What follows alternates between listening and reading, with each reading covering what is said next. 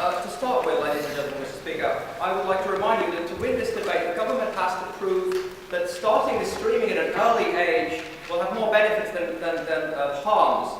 We don't have to prove that we have to have a model where whatever we did in the first year will be carried out throughout the educational system, as was sort of implied by the opposition.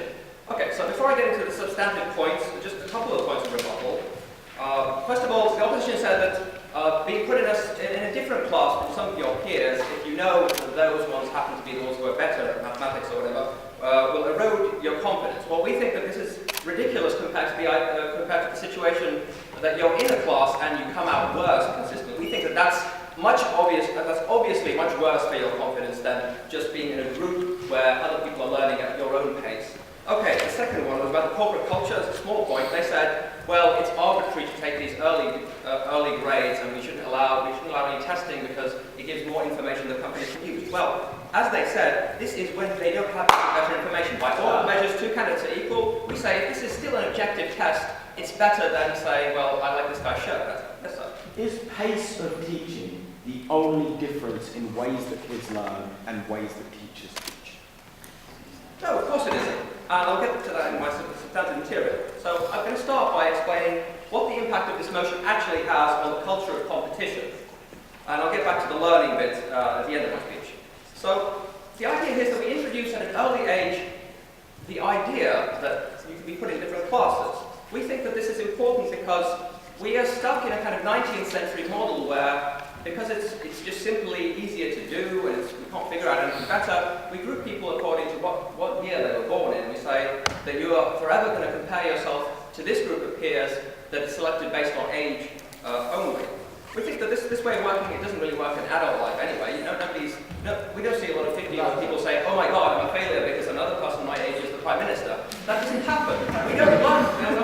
We think that it's very detrimental to introduce at childhood this sort of idea that you have to compare yourself specifically to one age group because, as was pointed out by the opposition, people actually develop at different paces and different abilities. So obliterating this sort of benchmark of I'm a failure or I'm better than everybody else thinking as a basis is kind of where this model is actually heading. We're not creating the divisions that were implied by the opposition. But specifically, where do we take this? If we take this model, we're not saying that you take a test at age 6 and that decides forever what group you're in. We were talking about what happens at early age. The logical conclusion is that as we introduce this culture of separating people according to their abilities rather than their chronological age, we introduce the idea that later, when people can be tested more specifically, or we can monitor their progress in different subjects, we can introduce an entire culture where people progress through the basic education system according to their abilities. And in fact, we think that all those kind of detrimental feelings of being in the worst group go away when we introduce this whole culture of doing it this way. And you can say, well, okay, later, when we are able to differentiate our testing, we're not just doing the testing that we can perform at a very young age. We can say, well, okay, this person is good at reading, but he still needs development in mathematics. We can have an education system where this person is able to progress in the areas where they're progressing quickly, and they can get more help in the areas where they're not. And therefore, we're removing the entire way of thinking that's from the 19th century, a sort of consequence of the way we set up our education system in the 19th century, that we have to be very neurotic about comparing ourselves to an imaginary standard. Yes, sir? You think it's beneficial for a child's sense of security in a social sense to be moved around between classes on these very regular tests? Is there nothing to be said for like stability of social context? Well, I think they still interact with their friends at school just as before. It's just if you go to the advanced math class later, I don't see why that means that you don't hang out with the same kids at break.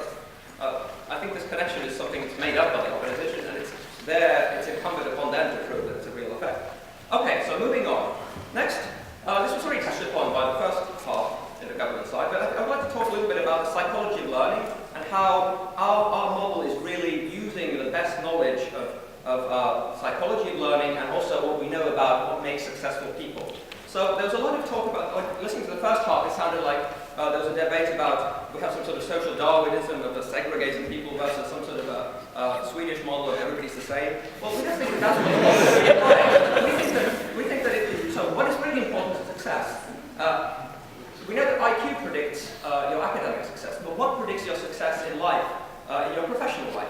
Having a decent IQ is important, but actually what is more important is that you learn a very good work ethic, and this is one very important part of what our school is trying to do. To teach kids that working hard on something will bring them accomplishment.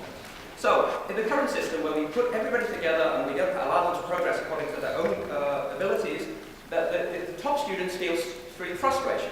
They do not get a reward for being as good as they possibly can at the subjects. They get frustrated because the teacher looks frustrated and says, well, I'll just give you more homework than the others because you're quicker at doing it. The ones who happen to hit that sweet spot are okay. They actually learn the work ethic. And then the students also who are failing are not learning the work ethic because if you're progressing too fast, these people will learn the lesson. It doesn't matter how hard I work, I will never be as smart as the other kid who's always better than me. So we think that it's really important that our education system takes into account this critical component in the person's success and teaches them a good work ethic. And that's exactly what our model does by putting people into the zone where they're not feeling frustrated and therefore can't be bothered learning more. They're not feeling like they're eternal failures and therefore don't put in the effort. But we have more and more kids all the time in the zone where they feel immediate feedback from, I did more work, I feel great because I understood something that was difficult to understand and now I can do it. And this, ladies and gentlemen, is what we need for people. This attitude is actually more important than the IQ. As we both kind of agreed here, the IQ is more or less something that's tied to genetics and other things, and the school is not there to sort of raise your IQ as such. The school is there to allow all of the children to come out of the education system with the greatest number of abilities to carry out their life, particularly their professional life. And we think that the model given by the government, where we allow people to stay in the zone where they're doing the maximum amount of learning, and they're also learning that by working hard you do better, and not learning that I'm always better or I'm always worse than everybody else. This is what the model is leading to. It's not leading to this sort of segregation that I feel terrible. What we're doing is putting people, so they're sitting in a classroom where they feel like they're the right audience, they're at the right level, the stuff is coming out and they feel good because they're